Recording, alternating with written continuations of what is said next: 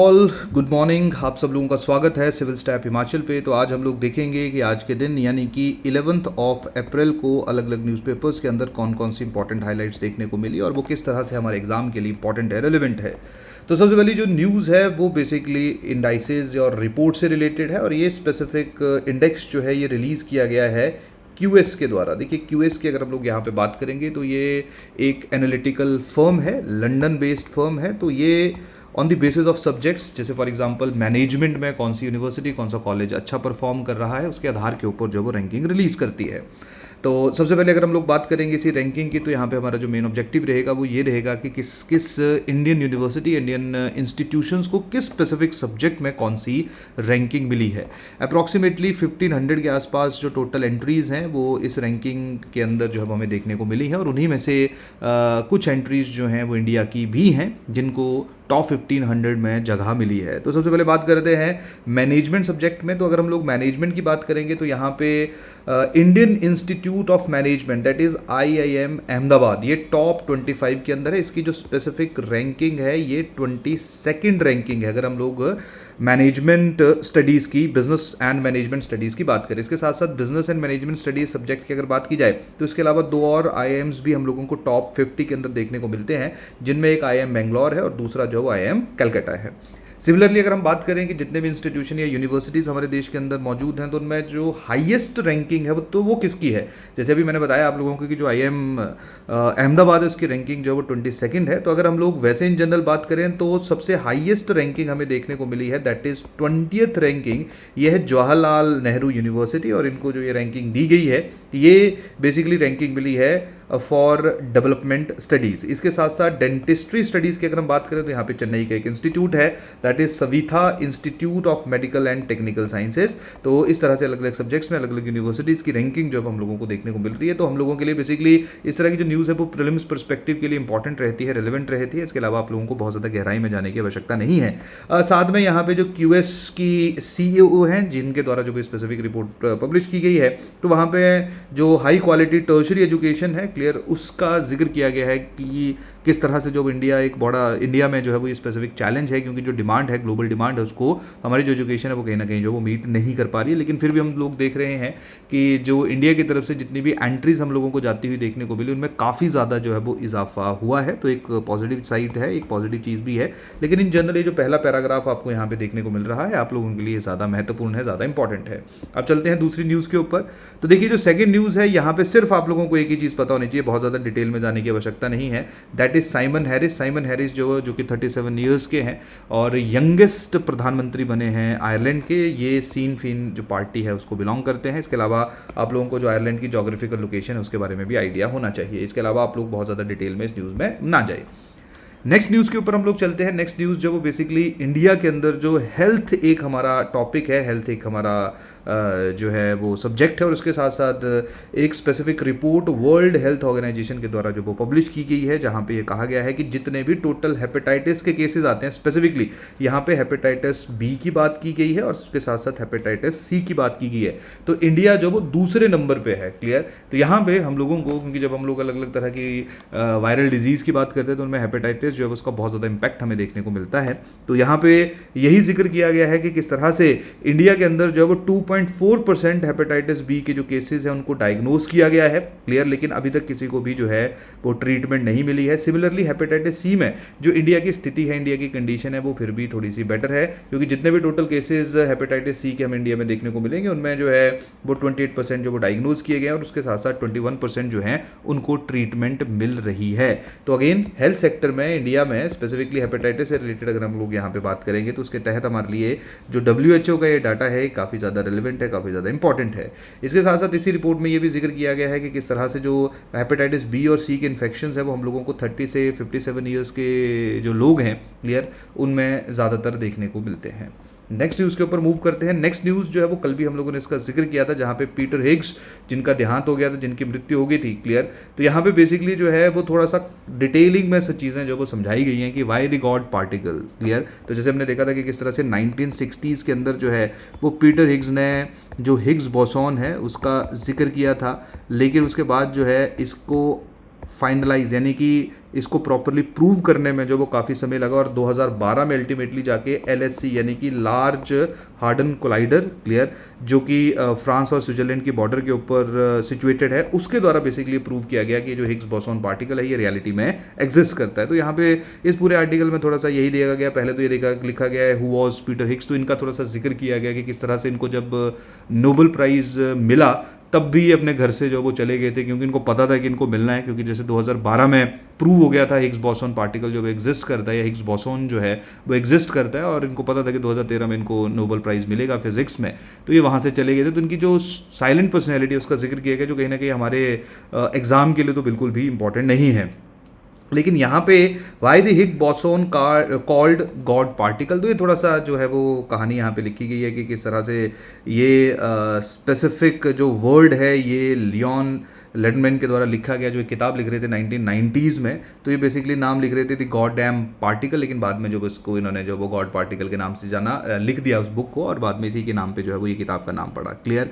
उसके साथ साथ ये थोड़ा सा जो वो आप लोगों के लिए टेक्निकली आप लोगों के लिए इंपॉर्टेंट हो सकता है, आप लोगों के लिए जो वो रिलेवेंट हो सकता है कि किस तरह से अगर हम लोगों ने किसी भी स्पेसिफिक मैटर का जो मास है उसको आइडेंटिफाई करना है, तो वहाँ पे जो हिग बोसॉन है इसकी बहुत ज़्यादा महत्वता है, इसकी बहुत ज़्यादा रेलेवेंस है। तो ये जो टेक्निकल ये वाला जो साइड है हमारे इस आर्टिकल की, ये कहीं ना कहीं जो वो रेलेवेंट साइड है, जो आप लोगों को बेसिकली जो हिग्स बोसॉन है उसकी जो सिग्निफिकेंस है, उसकी जो इंपॉर्टेंस है, उसका जो टेक्निकल इन्फॉर्मेशन है वो आप लोगों को प्रोवाइड करती है। तो अगर आप चाहो तो इसको पढ़ सकते हो, क्लियर। चलिए नेक्स्ट न्यूज़ के ऊपर हम लोग मूव करते हैं।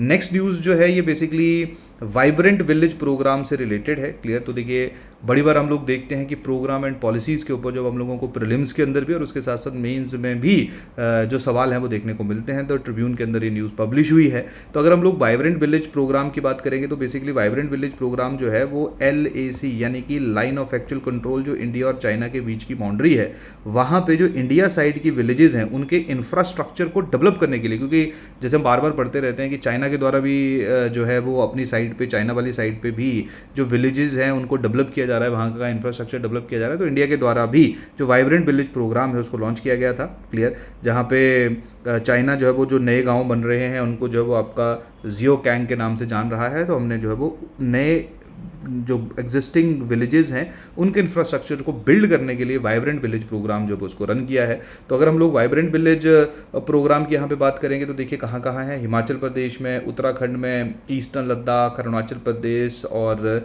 उसके साथ साथ सिक्किम में है, क्लियर। टोटल जो पैसा इसके लिए सेंक्शन हुआ है वो 4800 करोड़ रुपीज़ है, और उसके साथ साथ जो है वो पहले 3 सालों में इसके जो है वो 662 विलेजेस जो उनको कवर किया जाएगा, क्लियर। और उसके बाद ओवरऑल अगले 10 सालों में 2963 विलेजेस जो है उनको कवर किया जाएगा। अब अगर हम लोग हिमाचल प्रदेश स्पेसिफिक यहाँ पे बात करेंगे तो 75 विलेजेस जो हिमाचल प्रदेश में आइडेंटिफाई की जाएंगी और 51 विलेजेस जो उत्तराखंड में की जाएंगी फर्स्ट फेज में। उसके बाद लद्दाख, सिक्किम और अरुणाचल प्रदेश वहाँ पे भी जो गाँव हैं उनको बिल्ड किया जाएगा, क्लियर। अगर हम लोग इस प्रोग्राम की बात करेंगे तो ये प्रोग्राम जो है वो 13 अप्रैल 2023 को लॉन्च हुआ था। ये वाला जो स्पेसिफिक प्रोग्राम है ये 13 अप्रैल 2023 को लॉन्च हुआ था, और ये लॉन्च हुआ था किबिथु से। अगर हम लोग किबिथु की बात करेंगे तो जब हम लोग इंडिया की बात करें तो इंडिया का जो बिल्कुल ईस्टर्न मोस्ट पॉइंट है वो यही है, और यहीं पे ही सबसे पहले इसको लॉन्च किया गया है, क्लियर। और जब 1962 में इंडिया और चाइना के बीच में वॉर हुआ था तो ये स्पेसिफिक विलेज जो थी इसके ऊपर भी चाइना के द्वारा अटैक किया गया था। तो ये थोड़ा सा आप लोग एक बार मैप यहाँ पे देख लीजिए। तो अगर आप लोग यहाँ पे एक बार मैप को देख लोगे तो यहाँ पे देखिए जो वेस्टर्न मोस्ट पॉइंट है दैट इज़ गुहार मोती, क्लियर, जो गुजरात के अंदर है। उसके साथ साथ नदर मोस्ट जो है दैट इज़ इंदिरा कोल जो कि लद्दाख में है। ये है बेसिकली आपका किबिथु, क्लियर। और उसके साथ साथ जो अगर हम सदर्न मोस्ट पार्ट जो उसकी बात करेंगे तो यहाँ पे जो आप लोगों का कन्याकुमारी है। नहीं तो अगर हम लोग वैसे अंडमान और निकोबार जो है उसको भी कंसिडर करेंगे तो हमारा जो सदर्न मोस्ट पॉइंट आ जाएगा वो इंदिरा पॉइंट, या जिसको हम लोग पिग्मेलियन पॉइंट के नाम से जानते हैं, क्लियर। तो थोड़ा सा जानकारी जो वो फैक्चुअल इन्फॉर्मेशन जो आप सब लोगों के पास होना चाहिए। चलिए नेक्स्ट न्यूज़ के ऊपर मूव करते हैं। नेक्स्ट न्यूज़ है that is the advent of a holistic approach to one health, clear. तो ये नेशनल वन हेल्थ मिशन जो है इसके रिलेटेड ये स्पेसिफिक जानकारी जो है वो दी गई है, क्लियर। और ये अगर आप लोग इसको पढ़ना चाहोगे तो काफ़ी अच्छा आर्टिकल है, clear. Specifically Covid time period के दौरान जो हेल्थ से रिलेटेड प्रॉब्लम्स हैं और कोविड के टाइम का जो इम्पैक्ट है वो सिर्फ जो मैन हैं उन्हीं के ऊपर या जो ह्यूमन है उन्हीं के ऊपर नहीं पड़ा, बाकी जो एनिमल्स थे उनके ऊपर भी पड़ा। तो यही कारण है कि overall one health holistic approach जो है उसका जिक्र यहाँ पे किया गया है। तो ये हमारे लिए जो है एक इंपॉर्टेंट हो सकता है। तो स्पेसिफिक प्रोग्राम की जो असेसमेंट है वो स्पेसिफिक आर्टिकल के अंदर दी गई है, तो आप लोग जो है उसको उस तरह से पढ़ सकते हो। नेक्स्ट न्यूज़ के ऊपर अगर हम लोग मूव करेंगे, नेक्स्ट न्यूज़ है नारी शक्ति लेसन्स फ्रॉम जापान। तो देखिए एचपीएस जनरल स्टडीज़ पेपर 2 में जो है वो एक हमारा टॉपिक है जहाँ पे वुमेन के लिए क्या क्या स्कीम्स डेवलप की गई हैं सरकार के द्वारा, और उसके साथ साथ क्या क्या स्कीम्स और ज़्यादा जो हैं वो लेके आई जा सकते हैं। तो देखिए बड़ी बार जब हम लोगों को जो अलग अलग तरह की केस स्टडीज़ हैं उनके बारे में पता होना चाहिए, क्लियर। कि जैसे फॉर एग्जांपल अगर हम लोग वुमेन की सिचुएशन को इम्प्रूव करना चाहते हैं तो उसमें जो मैटर्निटी बेनिफिट है वो बड़ा इंपॉर्टेंट रोल प्ले करते हैं, क्लियर। तो वहीं पे ही यहाँ पे जापान जो है उसका एग्जाम्पल दिया गया है। बड़ी बार जो है वो बच्चों की केयर करने के लिए जो वुमेन है उनको अपनी जॉब वगैरह जो वो छोड़नी पड़ती है, जिसके कारण उनकी जो पार्टिसिपेशन है उसमें हम लोगों को काफ़ी ज़्यादा डिक्लाइन, काफ़ी ज़्यादा कमी देखने को मिलती है। तो वहीं पे जापान का एक पूरा स्कीम है, उसका जिक्र यहाँ पे किया गया है कि किस तरह से 2014 में जो जापान के प्रधानमंत्री हुआ करते थे शिंजो एबे, उनके द्वारा जो वो एक स्कीम लॉन्च की गई थी, क्लियर। और उसका मेन ऑब्जेक्टिव था कि किस तरीके से जो डे केयर फैसिलिटीज़ उनको और ज़्यादा इंप्रूव किया जा सके। और 2013 से लेकर 2023 के बीच में अप्रॉक्सीमेटली 10% जंप जो है हम लोगों को वुमेन का लेबर फोर्स पार्टिसिपेशन के अंदर या लेबर फोर्स के अंदर पार्टिसिपेट होते हुए देखने को मिले हैं, क्लियर। और ये जो है वो एक काफ़ी पॉजिटिव है, जिसमें 30 से 34 और ये जो 30 से 40 साल के बीच का एज ग्रुप है, यहाँ पे मैक्सिमम जो है वो वुमेन हम लोग पार्टिसिपेट होती हुई देख रहे हैं। क्योंकि जापान में इन जनरल भी बहुत ज़्यादा प्रॉब्लम्स है जहाँ पे लोग अपनी फैमिली इसलिए एक्सपैंड कर रहे हैं क्योंकि इकॉनमिक कंडीशन ठीक नहीं है, और उसके साथ साथ जो वो अगर आप फैमिली पर बनाओगे, बच्चे पैदा करोगे, तो उसके बाद उनको देखभाल के लिए जो वो बड़ी परेशानी का सामना करना पड़ता था। यही कारण था उन्होंने उन स्पेसिफिक चैलेंजेस को भी एड्रेस किया, और उसके साथ साथ डे केयर फैसिलिटी को तो जो है वो पुश इन्होंने किया गया। इसके साथ साथ जो बच्चा पैदा होने के बाद मैटर्निटी एंड पेटर्निटी बेनिफिट्स हैं उनको भी एक्सटेंड किया, जहाँ पे कम से कम 1 साल की जो पेटर्नल लीव्स हैं, क्लियर, जिसमें वुमेन को 58 वीक्स और मेन जो है उनको 52 वीक्स की जो लीव्स हैं वो प्रोवाइड की जाती हैं, क्लियर। ये भी जो है वो इंडिया में आप इंप्लीमेंट कर सकते हो। स्पेसिफिक टाइम पे अगर हम लोग हमारे देश की बात करेंगे तो यहाँ पे अप्रॉक्सीमेटली 6 महीने की जो लीव्स हैं वो सिर्फ वुमेन को प्रोवाइड की जाती हैं। जो मेल है उनको 15 दिन तक की जो लीव है, 2 हफ्तों की जो छुट्टियाँ हैं वो दी जाती हैं अगर कभी भी बच्चा पैदा होता है। तो बेसिकली किस तरह से जो है वो वुमेन की इंपॉर्टेंस है जीडीपी के अंदर, कैसे जापान जो है वो वुमेन एम्पावरमेंट, वुमेन जो पार्टिसिपेशन है उसको इंप्रूव करने की कोशिश कर रहा है।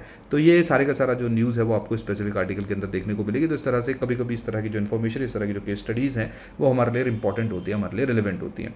नेक्स्ट न्यूज़ के ऊपर हम लोग मूव करेंगे, that is the enduring enigma of India Russia relations. तो देखिए अगर आप में से कोई भी ऐसा है जो इंटरनेशनल रिलेशन जिन्होंने नहीं पढ़े हुए हैं और वो जानना चाहता है कि इंडिया जो है और रशिया के जो रिलेशंस हैं वो हम लोगों को किस तरह के देखने को मिले और क्या पूरे का पूरा इतिहास है, क्योंकि ये पूरा जो फर्स्ट पैराग्राफ है इसकी जो इंट्रोडक्शन, इसका जो बेस है, इसका आधार है क्योंकि अभी यूक्रेन के जो फॉरेन अफेयर मिनिस्टर्स हैं दिमित्रो कुलेबा वो इंडिया की यात्रा पे आए हुए थे, और उन्होंने बेसिकली इंडिया को सजेशन दिया कि आप जो लोगों को जो है रशिया की जो डिपेंडेंस है उससे बाहर निकलना पड़ेगा, क्योंकि आपके जो रिलेशन थे वो सोवियत यूनियन के साथ थे और सोवियत यूनियन जो है वो अब डिसइंटीग्रेट हो चुका है। तो यहीं पर ही पूरे का पूरा जो है वो पूरा आपको आगे जो प्रावधान या पूरा जो आर्टिकल है वो बिल्डअप होता हुआ देखने को मिलेगा, जहाँ पे पूरा बताया जाएगा कि किस तरह से जो है वो स्टार्टिंग में जब हमारा देश आज़ाद हुआ तब चाहे यूके की बात करें, यूएसए की बात करें, इन्होंने इंडिया को कभी भी उतनी रिस्पेक्ट नहीं दी जितनी रिस्पेक्ट जो वो सोवियत यूनियन के द्वारा दी गई। सिमिलरली जब भी हम लोगों ने वॉर देखा, स्पेसिफिकली 1971 वॉर की यहाँ पे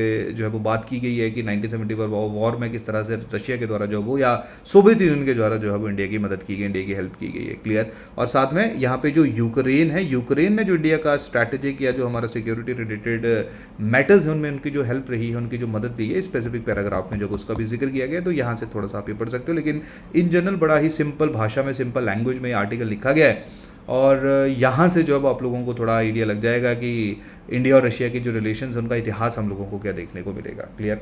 चलिए नेक्स्ट न्यूज़ के ऊपर मूव करते हैं।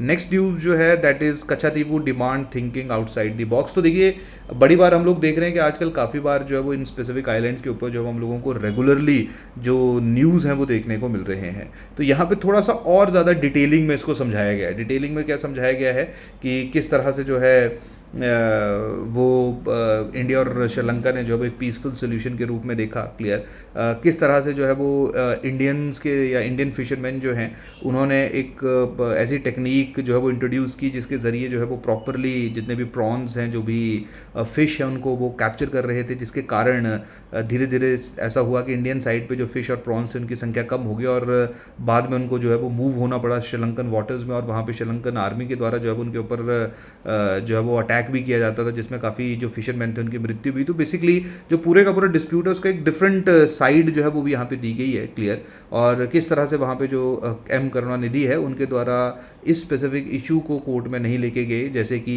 यहाँ पे एक और जिक्र किया गया है वीसी रॉय का, जिनके द्वारा जो है वो बेसिकली जब बीरूवरी यूनियन पाकिस्तान को दिया गया था उसका कुछ हिस्सा, वो केस भी सुप्रीम कोर्ट में लगा था। तो अगेन यहाँ तक तो इतना ज़्यादा रेलेवेंट नहीं है, लेकिन ये जो पहला है इंट्रोड्यूसिंग द ट्रॉलिंग्स, क्लियर, जिसके कारण जो है वो ट्रॉलिंग में बेसिकली क्या है कि डीप सी जाके जो रिसोर्सेज उनको एक्वायर किया जाता है। तो जैसे प्रॉन अगर पकड़ना है तो अगर डीप सी में जाएंगे तो बड़ी सारे और रिसोर्सेज उसके साथ खत्म हो जाएंगे, जिसके कारण जो वो इंडिया में भी प्रॉब्लम हुई। और जब इंडियन फिशरमैन श्रीलंका वाली साइड जाके उन्होंने फिशिंग करनी शुरू की तो वहाँ पे जो श्रीलंकन फिशरमैन थे उन्होंने भी उसका प्रोटेस्ट किया, जिसके कारण थोड़े से जो रिलेशंस थे वो हम लोगों को ख़राब होते हुए देखने को मिले ड्यूरिंग 1960s एंड 70s। तो इसलिए ये स्पेसिफिक सोल्यूशन जो वो लिया गया। तो एक थोड़ा सा डिफरेंट जो इन्फॉर्मेशन है वो यहाँ पे देखने को मिलेगी, हालांकि अंडरस्टैंडिंग के लिए ठीक है, आई थिंक बड़ा ज़्यादा रेलिवेंट, बड़ा इंपॉर्टेंट नहीं है अगर हम लोग इन जर्नल एग्जाम परस्पेक्टिव से बात करें।